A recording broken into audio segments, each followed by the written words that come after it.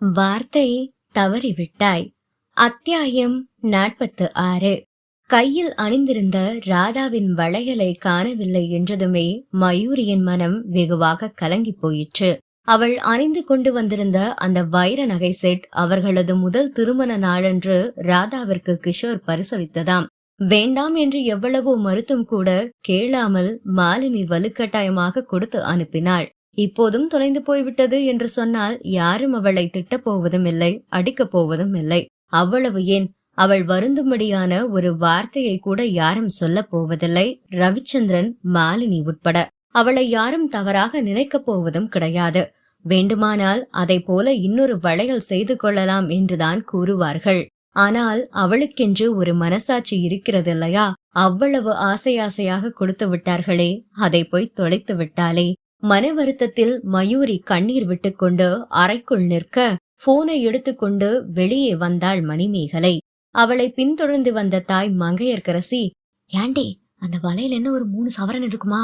என்று குசு குரலில் கேட்க, "அம்மா, அந்த வளையல் நம்ம கிட்டலாம் இருக்கிற மாதிரி சாதாரண தங்க வளையல் கிடையாது. அது பிளாட்டின வளையல். அதுல இருந்ததெல்லாம் சாதாரண கல் இல்ல, அதெல்லாம் ஒரிஜினல் வைரக்கல்லு. அந்த ஒரு வளையல் மட்டுமே 10 லட்சம் ரூபாய் மதிப்பு இருக்கும்" என்று மணிமேகலை மெல்லிய குரலில் சொல்ல வாயை பிளந்தார் பெரியவர்.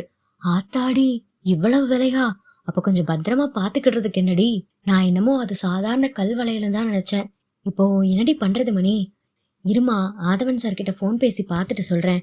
எனக்கு என்னமோ அந்த வளையல் நாங்க வந்து அந்த காருக்குள்ளதான் கிடக்குமோன்னு தோணுது" என்றவள் ஆதவனை போனில் அழைத்தாள். அவன் அப்போதுதான் காரை ஷெட்டில் விட்டு சீட் பெல்ட்டை ரிலீஸ் பண்ணி கொண்டிருந்தான். போனை எடுத்து பேசியவன் மணிமேகலையின் குரலில் இருந்த பதட்டத்தை பார்த்து, "மணி, ஏன் இவ்ளோ பதட்டமா இருக்க? ஒருவேளை உங்க அம்மாவுக்கு விஷயம் தெரிஞ்சு போச்சா?" என்று அதிர்ச்சியாக கேட்க, "ஏன் சார் நீங்க வேற பீதியை கிளப்புறீங்க? இது வேற" என்றவள் வளையல் விஷயத்தை சொன்னாள். "காருக்குள்ள ஒரு தடவை தேடி பாருங்க சார். எனக்கு என்னமோ காருக்குள்ளதான் அந்த வளையல் கிடக்குமோன்னு தோணுது. ஏன்னா பார்க்கிங்ல நாங்க நின்றுட்டு இருந்தப்ப மயூரி தான் கேப் புக் பண்ண ட்ரை பண்ணிட்டு இருந்தா. தூரமா நின்னு வேடிக்கை பார்த்துட்டு நின்னா அவளை என்னோட செல்போன்ல கூட போட்டோ எடுத்தேன். அந்த போட்டோல அவளோட 2 கையிலுமே வளையல் இருக்குது. அதுக்கப்புறம் தான் நீங்க வந்தீங்க. உங்க கார்ல நாங்க ஏறினோம். அப்புறம் அந்த கார்ல உட்கார்ந்துட்டு என்ன சேட்டெல்லாம் பண்ணனா அவ. அதுலதான் எப்படியோ வளையல் அவ கையில இருந்து கலண்டு காருக்குள்ள விழுந்திருக்கணும்." ஆதவனுக்கும் மணிமேகலை சொன்ன இந்த விஷயம் சரியாகத்தான் பட்டது. ஆனால் ஒருவேளை அந்த வளையல் கிடைக்காமல் மண்டபத்தில் எங்கேயும் தவறி விழுந்து தொலைந்திருந்தால் என்ன செய்வதென்று எண்ணிய ஆதவன் அதை போலவே ஒரு புது வளையலை செய்து தன்னுடைய காதல் பரிசாக மயூரிக்கு கொடுத்து விட வேண்டும் என்று எண்ணினான். எனவே மணிமேகலையிடம் மயூரியிடம் இருக்கும் அந்த ஒற்றை வளையலை அதனுடைய டிசைன் பளிச்சென்று தெளிவாக தெரியுமாறு போட்டோ எடுத்து வாட்ஸ்அப்பில் தனக்கு அனுப்பச் சொன்னான் ஆதவன். பிறகு மிகவும் வேகமாக சீட் பெல்ட்டை ரிலீஸ் பண்ணி கொண்டு வெளியே வந்தவன் போனில் இருந்த டார்ச்சின் உதவியோடு காரின் பின்பக்க கதவை திறந்து சீட்டுக்கடியில் குனிந்து பார்த்தான். மயூரி அமர்ந்திருந்த சீட்டுக்கும் கோ டிரைவர் சீட்டுக்கும் இடையில் கருப்பு கார்பெட்டில் கண்ணை பறிக்கும் வைரங்களோடு மின்னிக் கொண்டிருந்தது வளையல். "அப்பாடி" என்று ஒரு பெருமூச்சோடு அந்த வளையலை எடுத்து மிகவும் ஆசையாக தன் நெஞ்சின் மீது வைத்து அழுத்திவிட்டு உடனடியாக மணிமேகலை அழைத்து வளையல் கிடைத்துவிட்ட விஷயத்தை சொன்னான். பிறகு அதை ஒரு போட்டோ எடுத்து வாட்ஸ்அப்பில் அவளுக்கு அனுப்பி வைத்தான். ஏற்கனவே பொக்கிஷமாய் சேமித்து கொண்டு வந்திருந்த மயூரியின் நினைவுகளோடு இந்த வளையலையும் சேர்த்து கொண்ட ஆதவன் அதற்கு மாறி மாறி முத்தமிட்டு கொண்டே வீட்டிற்கு போனான். மறுநாள் காலை 7 மணிக்கெல்லாம் மணிமேகலையின் வீட்டு முன்பாக போய் நின்றான் ஆதவன். தன்னுடைய காவாசாகி நிஞ்சா H2 பைக்கில் தொடையை இறுக்கி பிடித்த ஷார்ட்ஸும் செதுக்கி வைத்தார் போன்ற உடற்கட்டை அப்பட்டமாக எடுத்து காட்டும் டி-ஷர்ட்டுமாய் ஷூ அணிந்திருந்த ஒற்றை காலை தரையில் ஊன்றி பைக்கில் அமர்ந்து கொண்டு தன் வீட்டையே பார்த்து கொண்டிருந்த ஆதவனை முதலில் யாரோ என்றுதான் நினைத்தாள் மணிமேகலை. முகத்தை முழுவதுமாய் மறைத்தபடி மாட்டியிருந்த ஹெல்மெட்டை அவன் கலற்றிய பிறகுதான் விழிப்பு வந்தார் போல அவனிடம் ஓடினாள் அவள். "இந்தா வளையல்" என்றவன் டி-ஷர்ட்டுக்குள் ஜிப்லாக் கவருக்குள் போட்டு வைத்திருந்த மயூரியின் வளையலை எடுத்து மணிமேகலையிடம் கொடுத்தான். அந்த கவரை பிரித்து உள்ளிருந்த வளையலை எடுத்து ஆராய்ச்சி கண்ணோட்டத்தோடு பார்த்து கொண்டிருந்த மணிமேகலையிடம், "ஏமனி அதை அப்படி திருப்பி பாக்குற? அதே வளையல் தான் காருக்குள்ள கிடந்துச்சு" என்று ஆதவன் சொல்லவும் அவனை பார்த்து சிரித்த மணிமேகலை, "ஒருவேளை மயூருடைய வளையல் வேற எங்கேயாவது தொலைஞ்சு போயிருந்துச்சுன்னா நீங்க அவளுக்கு புதுசாவே இதே மாதிரி ஒண்ணு செஞ்சு கொண்டு வந்து கொடுத்திருப்பீங்க இல்லையா சார்?" என்று கேட்க ஆதவனின் விழிகள் வியப்பால் விரிந்தன. அவன் நேற்று இரவு மனதில் நினைத்ததை இவள் அப்படியே இன்று சொல்கிறாளே, எப்படி மணி என்று ஆச்சரியமாக கேட்டான் ஆதவன். அதெல்லாம் அப்படித்தான் என்று சிரித்தவள், நேத்து நைட்டு வளையல காணோன்னு மயூரி அழுதுட்டு இருக்கான்னு சொன்ன உடனேயே அவகிட்ட இருக்கிற வளையல அந்த டிசைன் பளிச்சுன்னு தெரியற மாதிரி போட்டோ எடுத்து அனுப்புன்னு சொன்னீங்களே, அப்பவே நான் புரிஞ்சுக்கிட்டேன். அதோட நீங்க எந்த அளவுக்கு அவளை விரும்புறீங்கன்னு எனக்கு தெரியும். விருப்பன்னு கூட அதை சொல்லக்கூடாது சார். உங்களோட காதல் ஒரு தவம். நீங்க அவ மேல உயிரையே வச்சிருக்கீங்க. அவளும் அப்படித்தான். உங்களுக்கு மேல அவ உங்களை லவ் பண்றா. மணிமேகலை இப்படி சொன்னவுடன் சந்தோஷம் தாழாமல் அவளது இரு கன்னங்களையும் தனது கைகளால் வலித்து நெட்டி முறித்து கொண்ட ஆதவன், நீ ஏன் குட்டிச்சாத்தா என்னோட தங்கச்சியா பிறக்கல என்று சோகமான குரலில் கேட்டான். இப்ப மட்டும் உங்களுக்கு ஒரு தங்கச்சி இருந்தா என்ன பண்ணுவாளோ அதைத்தான் நானும் பண்ணிக்கிட்டு இருக்கேன். உங்க 2 பேருக்கும் நடுவுல மாட்டிக்கிட்டு நான் படுற பாடு இருக்கேன் என்று சலித்து கொண்டாள். ரொம்ப சலிச்சுக்காத. இப்ப மயில் என்ன பண்ணிட்டு இருக்கு? மயிலு குளிச்சுட்டு இருக்கும்னு நினைக்கிறேன். ரெடி ஆயிட்டானா வர சொல்லு, பைக்ல கொண்டு போய் டிராப் பண்ணிடுறேன் என்று ஆதவன் சொல்ல, பைக்லயா என்று ஆச்சரியமாக கேட்டாள் மணிமேகலை. ஆமா, பைக்ல தான். ஏன் நீ பைக்ல போனதே இல்லையா? ஆசிம் பின்னாடி பைக்ல உட்காந்து அவனை டைட்டா கட்டிப்பிடிச்சிட்டு நீ ஊரை சுத்துற விஷயம் எல்லாம் எனக்கு தெரியாதுன்னு நினைக்கிறியா என்று ஆதவன் கேட்க, ஈ என்று அத்தனை பற்களையும் காட்டி சிரித்தாள் மணிமேகலை. உடனே நெஞ்சு வலிப்பது போல பாவனை செய்த ஆதவன், மணி தயவு செஞ்சு இந்த மாதிரி எல்லாம் ஆசி முன்னாடி போய் சிரிச்சு வைக்காத, நெஞ்சடிச்சு செத்துற போறான் என்று அவளை வாரிவிட, பதிலுக்கு அவனுக்கு என்ன பல்பு கொடுக்கலாம் என்று மணிமேகலை சிந்தித்துக் கொண்டிருக்கும் போது மணிமேகலையின் தாயார் அவளை அழைக்கும் குரல் கேட்கவே ஆதவனையும் சேர்த்து அழைத்துக் கொண்டு அவள் உள்ளே வந்தாள். இருவரும் உள்ளே நுழைகையில் நேரெதிரே இருந்த டைனிங் டேபிளில் அமர்ந்து சாப்பிட்டுக் கொண்டிருந்தாள் மயூரி. நைசாக மணிமேகலையிடம் குனிந்த ஆதவன், குளிச்சுட்டு இருக்கான்னு தானே சொன்ன, இவ உட்காந்து சாப்பிட்டுட்டு இருக்கா என்று கேட்க, குளிச்சு முடிச்சுட்டு சாப்பிட வந்திருப்பா. அட கன்றாவியே, இதெல்லாம் ஒரு கேள்வியா? என் தலை எழுத்து என்று போலியான சோகத்தோடு தலையில் அடித்து கொண்டவள் அவனை சோஃபாவில் அமர வைத்துவிட்டு தாயை அழைத்தாள். வெளியே வந்த மணிமேகலையின் தாயார் அவனை வரவேற்று உபசரித்துவிட்டு அவனுக்கு காஃபி போடுவதற்காக உள்ளே போக மணிமேகலையும் பின்னே சென்று விட்டாள். ஆதவன் உள்ளே வரும்போது ஒரு முறை நிமிர்ந்து பார்த்தாள் மயூரி. அவ்வளவுதான். அதன் பிறகு அவள் தட்டிலிருந்து தலையை நிமிர்த்தவே இல்லை. மயூரியை தன்னை நிமிர்ந்து பார்க்க வைப்பதற்காக விசிலடித்தான் ஆதவன். நிமிர்ந்து பார்த்தவள் அவனை காதலாக பார்ப்பதற்கு பதிலாக கோபமாக முறைத்தாள். எனக்கு கொஞ்சம் ஊட்டி விட என்று சைகையால் அவளிடம் கேட்டான் ஆதவன். முடியாது போடா என்றாள் இவளும் அதே சைகையாகவே. ஒரே ஒரு வாய் என்றான் அவன் கெஞ்சுவது போல். பாதி வாய் கூட தரமாட்டேன் என்றாள் இவள். அமர்ந்திருந்த இடத்திலிருந்தே பறக்கும் முத்தம் ஒன்றை அவளுக்கு அனுப்பினான் ஆதவன். அதை மறுத்து திரும்ப அவனிடமே துரத்தினாள் இவள். அப்புறமும் விடாமல் தனது தளிர் நாக்கை லேசாக வெளியே நீட்டி அவனுக்கு அழகு காட்டிவிட்டு மறுபடியும் சாப்பிட ஆரம்பித்தாள் மயூரி. சுற்றிலும் ஒரு பார்வை பார்த்து யாருமே இல்லை என்பதை உறுதி செய்து கொண்டவன் மெதுவாக பூனை போல நடந்து அவள் அருகே வந்து நின்றான். தட்டில் இருந்த இட்லியை ஒரு துண்டு பீத்து அதை சட்னியிலும் சாம்பாரிலும் தோய்த்து மயூரி வாயில் வைத்த அடுத்த நொடி அவளது முகத்தை நோக்கி குனிந்த ஆதவன் அவள் வாய்க்குள் இருந்த அந்த இட்லி துண்டை நாவால் துளாவி எடுத்து தன் வாய்க்குள் அடக்கி கொண்டு வந்த சுவடே தெரியாமல் போய் நல்ல பிள்ளையாக பழையபடி அதே சோஃபாவில் அமர்ந்து கொண்டான். திருதிருவென விழித்துக் கொண்டு பேயறைந்தார் போல அமர்ந்திருந்தாள் மயூரி. வாய்க்குள் இருந்த இட்லியை மென்று தின்று கொண்டிருந்த ஆதவன் மயூரியை பார்த்து ஒற்றை கண்ணடித்து, எப்படி என்று கேட்டான். 2 கப் காப்பியோடு வெளியே வந்த மணிமேகலை ஒன்றை ஆதவனிடம் கொடுத்தாள். அதை வாங்கி ஒரு மடக்கு குடித்த ஆதவன், என்ன மணி, காஃபி இனிப்பாவே இல்ல என்றான் ஓரக்கண்ணால் மயூரியை பார்த்து கொண்டே. இல்லையே, நான் தானே சக்கரை போட்டேன் என்றவள் தன் கையில் இருந்த அவளுடைய காஃபியை குடித்து பார்த்துவிட்டு, இல்ல ஆதவன் சார், இனிக்குது என்றாள். அப்படியா என்று சந்தேகத்தோடு கேட்டுவிட்டு மறுபடியும் கொஞ்சமாய் காஃபியை குடித்து பார்த்துவிட்டு, இல்ல மணி, இப்ப கூட காஃபி இனிக்கவே இல்ல. ஒருவேளை காஃபில போடுறேன்னு நினைச்சு இருந்த எல்லா சக்கரையும் அள்ளி இட்லி மாவுக்குள்ள போட்டுட்டியோ? ஏன்னா உங்க வீட்டு இட்லி ரொம்ப இனிக்குது என்றான் ஒரு மாதிரியான குரலில். சாப்பிட்டுக் கொண்டிருந்த மயூரிக்கு புறையேறி விட்டது. மங்கைக்கு மட்டும்தானே புரியும் மணவாளனது பேச்சு நிறுத்தம். அத்தியாயம் 47. ஆசிமுக்கும் மணிமேகலைக்கும் இன்று திருமணம். ரிஜிஸ்டர் ஆபீஸில் வைத்து பதிவு திருமணத்தை முடித்துக்கொண்டு பிறகு சம்பிரதாயப்படி கோவிலில் வைத்து திருமணம் செய்ய முடிவு செய்திருந்தார்கள். வெறுமனே ரிஜிஸ்டர் ஆபீஸ் பதிவு செய்த கையோடு அங்கேயே வைத்து மாலை மாற்றி தாலி கட்டி கொள்ளலாம் என்று ஆசிம் சொல்ல ஆதவன் அதற்கு ஒத்துக்கொள்ளவில்லை. சிம்பிளாக என்றாலும் திருமண நிச்சயம் கோவிலில் தான் நடக்க வேண்டும் என்று உறுதியாக சொல்லிவிட்டான். மேலும் திருமண ஏற்பாடுகள் அனைத்தையும் அவனே கவனித்துக் கொண்டான். திருமணம் நடந்த பிறகு அவன் வீட்டில்தான் மதிய விருந்தும் ஏற்பாடு செய்யப்பட்டிருந்தது. திருமணத்திற்கு மணிமேகலையின் குடும்பத்திலிருந்து தந்தை சேகரை தவிர அனைவருமே வந்திருந்தனர். கோவிலுக்கு போகிறோம் என்று பொய் சொல்லிவிட்டு திருமணத்திற்கு வந்திருந்தார்கள் மூவரும். கணவனுக்கு தெரியாமல் இப்படி ஒரு காரியத்தை செய்வதற்கு மங்கைக்கு கொஞ்சம் குற்ற உணர்ச்சியாகத்தான் இருந்தது. ஆனால் என்ன செய்வது? சேகர் இன்னும் சாதி, மதம், குடும்ப கௌரவம் என்று அதைத்தான் பிடித்து தொங்கிக் கொண்டிருந்தார். மகளின் சந்தோஷத்தை பற்றி நினைக்கவே காணோம். சந்தோஷம் என்பது ஜாதியிலும் மதத்திலும் குடும்ப கௌரவத்திலுமா அடங்கி இருக்கிறது? சொந்த ஜாதியில் ஒரு பெண் ஒரு ஆணை திருமணம் செய்து கொண்டால் அவளுடைய சந்தோஷம் என்பது நிச்சயமான ஒன்றா என்ன? அந்த திருமணத்தில் கவலைகளுக்கும் பிரச்சனைகளுக்கும் இடமே இல்லையா?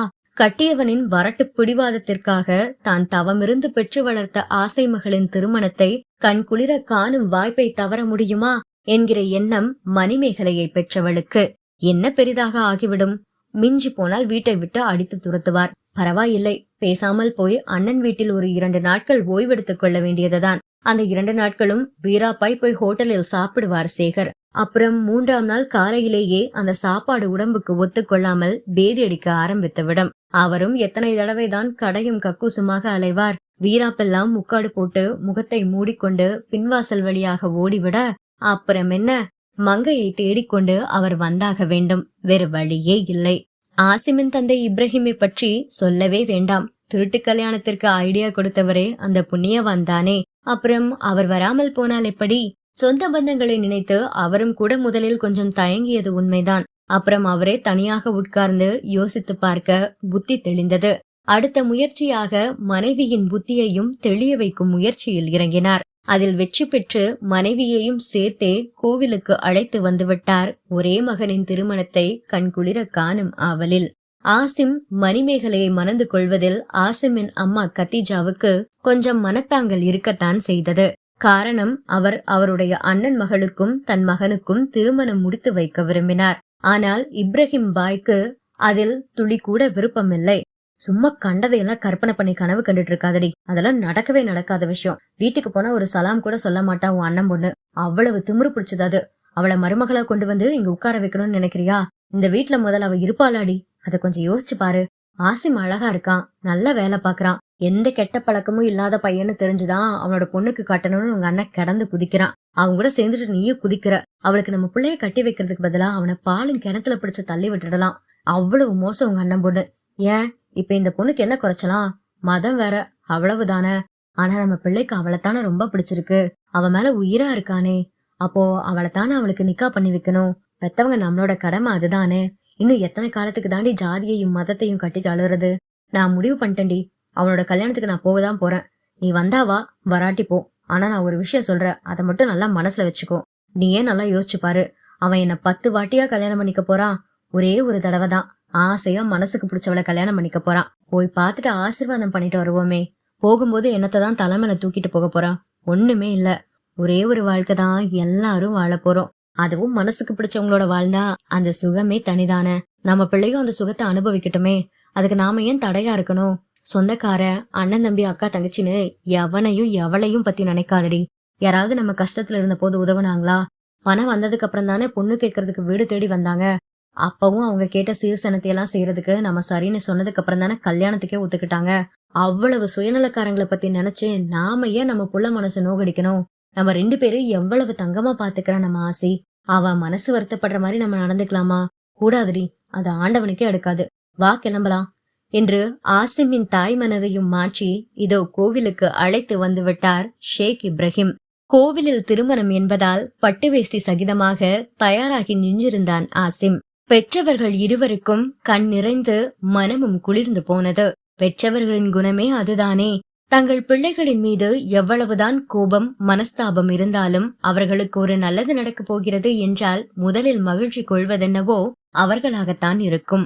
மணிமேகலையும் அடர்ந்த சிவப்பு நிறத்தில் பட்டு சேலையும் தலை நிறைய மல்லிகை பூவும் கை நிறைய வளையலுமாக அதைவிட அதிகமுமாக முகம் நிறைய புன்னகையை பூசிக்கொண்டு ஆசிமின் மனதை மேலும் கொள்ளையடித்துக் கொண்டிருந்தாள்.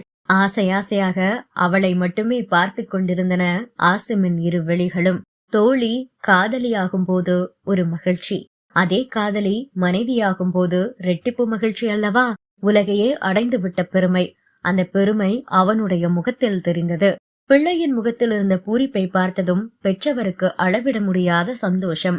பக்கத்திலே அமர்ந்து கொண்டிருந்த மனைவியை நைசாக சுரண்டிய இப்ராஹிம், பாத்தியாடி என் புள்ளைய வெச்சக்கண்ணு வாங்காம மருமகளை எப்படி பாக்குறான் பாரு என்று பெருமையாக சொல்லவும், அதற்கு அந்த அம்மாளோ, விதை ஒண்ணு போட்டா சொரவனா முளைக்கோ, உங்க புள்ள உங்கள மாதிரிதான் இருப்பான் என்று செல்லமாக அழுத்து கொண்ட கத்தீஜா, பிறகு நீங்க என்ன கல்யாணத்தன்னைக்கு பார்த்த மாதிரிதான் அவனும் பாத்துட்டு இருக்கான். உங்கள மாதிரியே அவனுக்கு கொஞ்சம் கூட வெக்கம் இல்ல.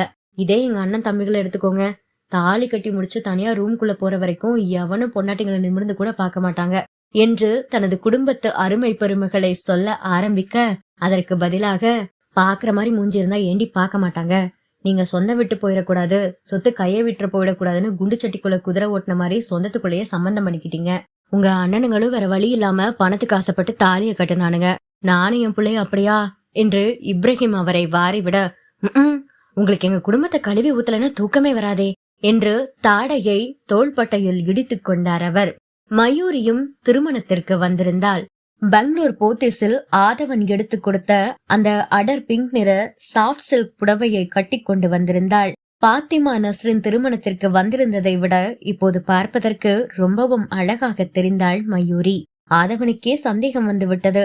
அவளுடைய அழகு நாளுக்கு நாள் கூடுகிறதா அல்லது பார்க்கும் தன் கண்களில்தான் ஏதேனும் கோளாறா என்று. கோளாறுதான், நிச்சயம் அவன் கண்களில் கோளாறுதான். சாமானியப்பட்ட கோளாறு இல்லை, காதல் கோளாறு. பட்டும் பூவும் நகையுமாக உயிர் பெற்ற சிற்பம் போல அவள் நடமாடுகையில் அவளது அழகை ரசிப்பதற்கு இரு கண் போதவில்லை அவனுக்கு. ஆதவன் ஏற்பாடு செய்திருந்த ஐயர் வந்தவுடன் அவர் மந்திரம் ஓத மணிமேகலையின் கழுத்தில் தாலி கட்டினான் ஆசிம். நெற்றி வகுட்டில் குங்குமம் வைத்து மணிமேகலையின் காலுக்கு மெட்டி அணிவித்தான். 3 முறை சம்பிரதாயத்திற்கு மாலை மாற்றிக்கொண்டார்கள். பெரியவர்களின் ஆசிர்வாதத்தோடு இறைவன் சந்நிதியில் ஆசிம் மணிமேகலையின் திருமணம் இனிதே நடைபெற்றது. அவர்களை ஆசிர்வதித்துவிட்டு வீட்டிற்கு கிளம்பி விட்டார்கள் பெற்றோர்கள். மணமக்கள் இருவரையும் தன் வீட்டுக்கு அழைத்து கொண்டு வந்தான் ஆதவன். மயூரி வந்ததிலிருந்து ஆதவனிடம் பேசவில்லை. ஆதவனும் மயூரியிடம் பேச முயற்சி எடுக்கவில்லை, அல்லது பேசுவதற்கு நேரம் கிடைக்கவில்லை என்றும் சொல்லலாம். அவ்வளவு பிஸியாக இருந்தான் ஆதவன். திருமணம் முடிந்தவுடன் தன்னுடைய அபார்ட்மெண்ட்டுக்கு கிளம்பிய மயூரியை வலுக்கட்டாயமாக ஆதவன் வீட்டிற்கு தன்னோடு இழுத்து கொண்டு வந்தான் ஆசிம். வாயிலில் வந்து நின்றவர்களை வரவேற்க தயாராக ஆரத்தி கரைத்து வைத்துக் கொண்டு காத்திருந்த அருந்ததி அதை மயூரியிடம் கொடுத்து எடுக்கச் சொன்னார். மயூரியும் இருவருக்கும் ஆரத்தி சுற்றி நெற்றியில் பொட்டு வைத்து விட்டாள். மணமக்களுக்கு வாங்கியிருந்த பரிசை அவர்களுக்கு கொடுத்த மயூரி வாட்சை பார்த்துவிட்டு, அப்போ நான் கிளம்புறேன் ஆசி என்று சொல்ல, ஏன் மயிலு, இருந்து சாப்பிட்டுட்டு போ. அபார்ட்மெண்ட்டுக்கு போய் என்ன செய்ய போற? அங்கேயும் போய் தனியா தானே இருக்கணும். அதோட இங்க எங்களோடய இரேன். எப்படி பார்த்தாலும் இந்த வீட்டுல எங்களை விட உனக்குதான் உரிமை அதிகம். ஏன்னா நீ வந்து வாழ போற வீடு இதுதானே, உன்னோட மாமியார் வீடு. குறும்பு சிரிப்போடு சொன்ன மணிமேகலையை முறைத்தாள் மயூரி. ஏன்டி உண்மையை சொன்ன ஆளாளுக்கு இப்படி முறைக்கிறீங்க? நீ ஏன் நியாயத்தை சொல்ல ஆசி? நான் சொன்னது உண்மையா இல்லையா என்று அவனை பஞ்சாயத்துக்கு இழுத்தாள் மணிமேகலை. அந்த நேரமாக பார்த்து அவர்கள் மூவரும் அமர்ந்திருந்த சோஃபாவிற்கு எதிரே வந்து அமர்ந்தான் ஆதவன். அத்தியாயம் 48. ஆதவன் எதிரே வந்து அமர்ந்ததுமே மயூரியின் கண்கள் அனிச்சையாக கீழே குனிந்து கொண்டன. என்னடா இன்னும் முறைத்து பார்க்கும் படலம் ஆரம்பிக்கவில்லையே என்று சற்று முன்தான் நினைத்தாள். இதோ ஆரம்பிச்சிட்டான். அவனது கண்கள் இப்பொழுது அவளுடைய முகத்தில் எங்கே மையம் கொண்டிருக்கும்? தலைமுடி, நெற்றி, அநேகமாய் சற்று கீழ்வுதட்டை கடித்து கொண்டு அவனை பார்க்க அவள் நினைத்தது சரிதான். ஆதவன் குறுகுருவென்று அவளது உதட்டை தான் பார்த்து கொண்டிருந்தான். நிஜமாகவே உதடும் உரசிக்கொண்டு முத்தம் கொடுத்தால் கூட இவ்வளவு சிலிர்க்குமா என்று தெரியாது. ஆனால் அவன் பார்வையிலேயே அவ்வளவு சிலிர்த்து போனாள் மயூரி. ஜிவ்வென்று உடம்பெல்லாம் மின்சாரம் பாய்ந்த மாதிரி இருந்தது. கண்களாலேயே உதட்டை கடிக்காதே, வலிக்கும் என்றான் அவன். அதற்கு அவளோ, என்னோட லிப்ஸ் நான் அப்படித்தான் கடிப்பேன், உனக்கென்ன என்றால் பதிலுக்கு கண்களாலேயே. நான் வந்து கடிக்கட்டுமா? உன்னை விட நல்லா கடிப்பேன், வலிக்காத மாதிரி என்று சைகையால் சொல்லி இடது கண்ணடித்தான் ஆதவன். பின்னர் பக்கத்திலே வந்து அமருமாறு அழைத்தான். இவள் மாட்டேன் என்று மிகவும் வேகமாக தலையசைத்தாள். கையை உயர்த்தி மணியை பார்த்தவன், என்ன மணிமேகலை, டைம் ஆச்சு, இன்னும் லஞ்ச் சாப்பிட வரலையா? மத்த எல்லாரும் சாப்பிட்டுட்டு போயிட்டாங்க என்று கேட்டான். வக்கனையாக கேட்டது என்னவோ மணிமேகலையைத்தான். ஆனால் அழைப்பு மயூரிக்கு. வாய் என்னவோ மணிமேகலையை பார்த்துதான் பேசிக் கொண்டிருந்தது. ஆனால் பார்வை முழுக்க மயூரியிடம் பதிந்திருக்க அதை கண்டு கடுப்பான மணிமேகலை, தடுக்கி விழுந்தா அவ மடியில தான் விழுவீங்க, அவ்வளவு பக்கத்துல உட்கார்ந்துட்டு இருந்துட்டு என்ன சீன் வேண்டி கிடக்கு, நேரடியா அவகிட்டயே சொல்ல வேண்டியதானே, அவ என்ன 5-6 கிலோமீட்டர் தூரத்திலயா இருக்கா, உங்க போதைக்கு நாங்க ஊருகாயா என்று ஆதவனை பார்த்து சொல்லி அவள் ஆசிமிடம் திரும்பி, ஆசி, இங்க இருந்தா இவங்க 2 பேரும் நம்மள நிம்மதியா இருக்க விட மாட்டாங்க, நம்ம அந்த பக்கமா போயிடலாம், இங்க ரொம்ப கூட்டமா இருக்கு என்றவள் அவனை அழைத்து கொண்டு வேறு ஒரு சோஃபாவில் போய் அமர்ந்து கொண்டாள். மணிமேகலை எழுந்து சென்றவுடன் ஆதவன் தான் அமர்ந்திருந்த இடத்தை காலி செய்துவிட்டு மயூரியின் அருகில் போய் அமர்ந்தான். 10 அடி நீளமுடைய பெரிய சோஃபா, அதன் நடுவில் அமர்ந்திருந்தாள் மயூரி. நெருங்கி அடித்துக் கொண்டு அவளை ஒட்டினார் போல அமர்ந்தான் ஆதவன். விட்டால் அவள் மடியில் ஏறி உட்கார்ந்து விடுவான் போல. இல்லை, அவளை தனது மடியில் ஏற்றிக்கொள்வானோ, அவ்வளவு நெருக்கம். முறைத்து பார்த்தவள் சட்டென எழுந்து இன்னும் கொஞ்சம் தள்ளி அமர்ந்தாள். ஆனாலும் விடாமல் துரத்தி கொண்டு போய் அவளை நெருங்கினார் போல அமர்ந்தவன், ஏண்டி என்னை பார்த்து உதட்ட கடிச்ச, எனக்கு எப்படி இருந்துச்சு தெரியுமா, அப்படியே ஜிவ்வுன்னு, சும்மா இருக்கிறவன் கிளப்பி விடுறியே என்று கேட்க, எது, நான் கிளப்பி விடுறனா? அப்ப நீ மட்டும் ஆளை அப்படியே முழுசா முழுங்குற மாதிரி முறைச்சு முறைச்சு பாக்குறியே, அது என்ன கணக்கு என்று மயூரி திருப்பி கேட்க, நான் எப்ப உன்னை அப்படி முறைச்சு பார்த்தனா என்று கேட்டான். அவன் ஒன்றுமே தெரியாத அப்பாவி பிள்ளை போல. எப்போன்னெல்லாம் தனித்தனியா சொல்ல முடியாது, நீ எப்ப பார்த்தாலும் அப்படிதான் பாக்குற, அப்படியே திங்குற மாதிரி என்றாள் அவள். அப்படியா பாக்குற என்று தனக்குத்தானே வியந்து கொண்டவன், மாமாக்கு அவ்வளவு ஆசடி உன் மேல, அதையெல்லாம் நல்லா தெரிஞ்சு வச்சுக்கிட்டு தானே என்னை இப்படி நாயா உன் பின்னால சுத்த விடுற என்று குற்றம் சாட்டும் குரலில் ஆதவன் சொல்ல, அவனை கோபமாக முறைத்தாள் மயூரி. ரொம்ப முறைக்காதடி என்றவன், வா சாப்பிட போகலாம் என்றான். எனக்கு சாப்பாடு வேண்டாம், நான் அப்பார்ட்மெண்ட்டுக்கு போறேன் என்றாள் மயூரி. ஏன், இங்கே இருக்க வேண்டியதானே? இல்ல இல்ல, எனக்கு படுத்து தூங்கணும், ரொம்ப டயர்டா இருக்கு. இதுவும் உன்னோட வீடு தானே, ஏன் இந்த வீட்டுல உள்ள கட்டில படுத்த உனக்கு தூக்கம் வராதா என்று கோபமாக கேட்ட ஆதவனை எரிச்சலாக பார்த்தாள் மணிமேகலை. ஏண்டா, உனக்கு புரியவே புரியாதா என்றவள் தன்னுடைய பட்டுப்புடவையை சுட்டிக்காட்டி, இந்த புடவையோட எப்படி படுத்து தூங்குறது, குளிச்சுட்டு வேற ட்ரெஸ் மாத்திட்டு தூங்கணும். ஓ என்ற ஆதவன், சரி நீ வந்து சாப்பிடு, நானே உன்னை அப்பார்ட்மெண்ட்ல டிராப் பண்றேன் என்றான். பிறகு நால்வருமாக இணைந்து மதிய உணவருந்த சென்றார்கள். மயூரியின் அப்பார்ட்மெண்ட். கதவை திறந்து கொண்டு உள்ளே வந்த மயூரி சோஃபாவில் அமர்ந்து கொள்ள, அப்போதும் அவளை ஒட்டிக்கொண்டே அமர்ந்தான் ஆதவன். வீட்டுல உங்க அம்மா இல்லையா என்று ஆதவன் கேட்க, அம்மா ஊருக்கு போயிருக்காங்க என்றாள் மயூரி.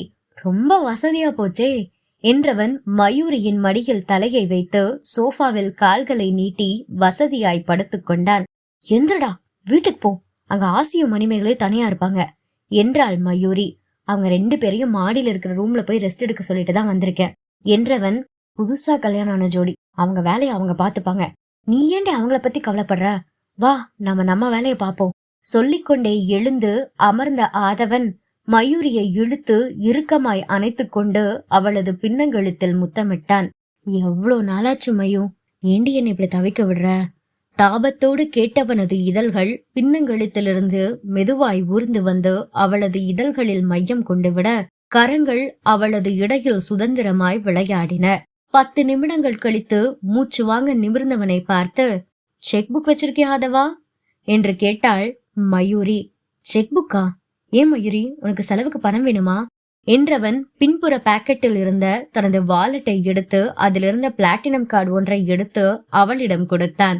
அதை வாங்காமல் ஆதவனை பார்த்து சிரித்த மயூரி, இல்ல, வழக்கமா இப்படி எல்லாம் பண்ணதுக்கு அப்புறமா ஒண்ணு உன்னோட உணர்ச்சியோட விளையாடினேன்னு சொல்லி என்ன செருப்பால் அடிப்ப, இல்லாட்டி என்ன விபச்சாரியாக்கி பணத்தை நட்டுவ, அதுக்குதான் கன்ஃபார்ம் பண்ணிக்க கேட்டேன். இது முடிஞ்சதுக்கு அப்புறம் எனக்கு தரக்கு ரெடியா செக் புக்கை எடுத்துட்டு வந்திருக்கியா இல்லையான்னு என்றாள் மயூரி மிகவும் அழுத்தமான குரலில். அமிலம் போட்டது போல துடித்து போய் நிமிர்ந்தான் ஆதவன். சடுதியில் முகம் கசங்கி சிவந்து போய்விட, சாரி மயூரி என்றவன் அதற்கு மேல் அங்கே நிற்காமல் வெளியே போய்விட்டான். அவன் போய் வெகு நேரமாகியும் அதே சோஃபாவில் ஆணி அடித்தாற் போல அமர்ந்திருந்தாள் மயூரி. ஆதவனை பழிவாங்கிவிட்ட திருப்தி மனதில் இருந்தாலும் முகத்தில் அந்த மகிழ்ச்சிக்கான அறிகுறி துளியும் இல்லை. மாறாக முகம் கல்லை போல மாறியிருக்க, கண்கள் கலங்கி சிவந்து துளி துளியாய் அதிலிருந்து நீர் கொட்டிக் கொண்டிருந்தது. மதுரையின் புறநகர் பகுதி, இயற்கை வளம் மிகுந்து விவசாயம் செழித்திருக்கும் பூமி. அங்கேதான் அமைந்திருந்தது ரவிச்சந்திரன் நடத்தும் பாரதி வித்யாஸ்ரம். அது ஒரு இலவச பள்ளிக்கூடம். ஆனால் பள்ளியின் தரமோ தனியார் பள்ளிகளையும் மிஞ்சிவிடும் அளவிற்கு இருந்தது. தொடர்ந்து 3 முறை சிறந்த பள்ளிக்கான விருதையும் வாங்கியிருக்கிறது அந்த பள்ளிக்கூடம். இல்லாதவர்கள் என்று இல்லை, இருப்பவர்கள் கூட தங்கள் பிள்ளைகள் அந்த பள்ளியில் சேர்ந்து படிக்க வேண்டும் என்று விரும்பினார்கள். காரணம் கல்வியின் தரம், கல்வி கற்றுக் கொடுக்க வரும் ஆசிரியர்களின் தரம். இவற்றையெல்லாம் அறிந்து செல்வந்தர்கள் கூட தங்களது பிள்ளைகளை அங்கேயே சேர்த்து விட்டார்கள். ஆனால் சும்மா இல்லாமல் தங்களால் இயன்ற அளவிற்கு நன்கொடையை அள்ளி அள்ளி கொடுத்தார்கள். இயன்றவர்கள் கொடுக்கலாம், இயலாதவர்கள் இலவசமாக கற்றுக்கொள்ளலாம் என்ற விதி இருந்தது அங்கே. ஆனால் பிள்ளைகளின் மத்தியில் பணக்காரர்கள் ஏழைகள் என்ற பாகுபாடு இல்லை. பள்ளியின் யூனிஃபார்மை போட்டு ஐடி கார்டை கழுத்தில் மாட்டிக்கொண்டால் அனைவரும் சமம்தான். பள்ளியின் மழலையர் கல்வி பிரிவு ப்ரீகேஜி வகுப்பில் நடுநாயகமாக அமர்ந்து கொண்டிருந்தாள் மயூரி. மடியில் 2 குழந்தைகள் வேறு. அவளை சுற்றிலும் ஆவென்று வாயை பிளந்தபடி அவள் சொல்லிக் கொண்டிருந்த கதையை கேட்டுக்கொண்டிருந்தார்கள் குழந்தைகள். கதைக்கு தகுந்தபடி ஏற்ற இரக்கமான குரலில் பாவனைகளோடு கதை சொல்லிக் கொண்டிருந்தாள் அவள். அப்போது மேசையில் இருந்த மயூரியின் செல்போன் பாடவே சுவாரஸ்யமாக சென்று கொண்டிருந்த கதையை நிறுத்தினாள் மயூரி. ஒரு குழந்தை ஓடிப்போய் போனை எடுத்து கொண்டு வந்து அவளிடம் கொடுக்க டிஸ்பிளேயை பார்த்தாள். ரவிச்சந்திரன் அழைத்திருந்தான். போனை ஆன் செய்து காதில் வைத்தவள், சொல்லுங்கண்ணா என்றாள். மயுமா, அண்ணி எங்க? அன்னைக்கு இன்னைக்கு கலெக்டர் கூட மீட்டிங் இருக்குண்ணா, மறந்துட்டீங்களா என்று மயூரி சொல்ல, அட மறந்துட்டேன் பார் என்றவன், அண்ணியோட ரூம்ல ஒரு பச்சை கலர் பீரோ இருக்கும் மயூரி, அதுல நம்ம புதுசா கட்டிக்கிட்டு இருக்க கட்டடத்தோட பிளான் அப்ரூவல் இருக்குது, அதை கொஞ்சம் எடுத்துட்டு ஆபீஸ் ரூமுக்கு வா. பிளானை எடுத்துட்டு வரும்போது அது கூடவே பில்டிங் பிளானோட லைசன்ஸ் இருக்கும், ஒரு சின்ன பேப்பர் மாதிரி ப்ளூ கலர்ல, அதையும் மறக்காமல் எடுத்துட்டு வந்துடு. ரவிச்சந்திரன் போனில் சொல்லிய அனைத்து பேப்பர்களையும் எடுத்துக்கொண்டு அவனது அறைக்கு சென்றாள் மயூரி. ரவிச்சந்திரன் அலுவலகத்திற்கு முன்னே பின்னே என்று இருபுறமும் வாசல் உண்டு. மயூரி பின்பக்க வாசல் வழியாக உள்ளே நுழைந்தாள். அறைக்குள் நுழைந்தவளின் கண்களில் முதலில் விழுந்தவன் அவன்தான். ரவிச்சந்திரனுக்கு எதிரே அமர்ந்து கொண்டிருந்தான். அவனை பார்த்த மாத்திரத்தில் கடுகடுப்பானாள் மயூரி. கால் மேல் கால் போட்டபடி கண்களில் மாட்டியிருந்த கூலர்ஸை உச்சந்தலைக்கு ஏற்றி வைத்து உதட்டுக்குள் அடக்கி வைத்த ரகசிய புன்னகையோடு அங்கே அமர்ந்து கொண்டிருந்தவன் சாட்சாத் நம்ம ஆதவன்தான். யாருடனோ போனில் பேசிக் கொண்டிருந்த ரவிச்சந்திரன் அவள் கொடுத்த அனைத்து பேப்பர்களையும் வாங்கி கையில் வைத்துக்கொண்டு அவளை பார்த்து, மயுமா, இவர் mister Aadhavan, Maran group of கம்பெனிஸோட எம்டி. நம்மளோட ஸ்கூலை எல்லாம் பத்தி கேள்விப்பட்டு பார்க்க வந்திருக்கார். அண்ட் மிஸ்டர் ஆதவன், இவ என்னோட தங்கச்சி மயூரி என்று அறிமுகப்படுத்திவிட, ஹலோ சொல்லி கை நீட்டினான் ஆதவன். இவன் ஒன்னும் ஸ்கூலை பத்தி கேள்விப்பட்டு உதவுற மனப்பான்மையோட எல்லாம் இங்க வந்திருக்க மாட்டான். நான் இங்க இருக்கேன்னு தெரிஞ்சுக்கிட்டு என்ன சைட் அடிக்கிறதுக்காக அவன் இங்க வந்திருக்கான், செடி என்று மனதிற்குள் நினைத்து கொண்ட மயூரி ஆதவனது கையை பற்றி குலுக்கினாள். கையை உருவும் போதே வேண்டுமென்றே அவனது உள்ளங்கையில் நன்றாக நறுக்கென்று கிள்ளி வைத்து விட்டுதான் அவனது கையை விட்டாள். ரவிச்சந்திரன் இன்னும் போனில் தான் இருந்தான். அந்த கட்டிட பிளான் பற்றி யாருடனோ பேசிக் கொண்டிருந்தான். அது இருவருக்கும் மிகவும் வசதியாக போயிற்று. திரையில்லாமல் ப்ரொஜெக்டரும் இல்லாமல் அங்கே ஒரு திரைப்படம் வெகு சுவாரஸ்யமாக ஓட ஆரம்பித்தது. தொடரும்.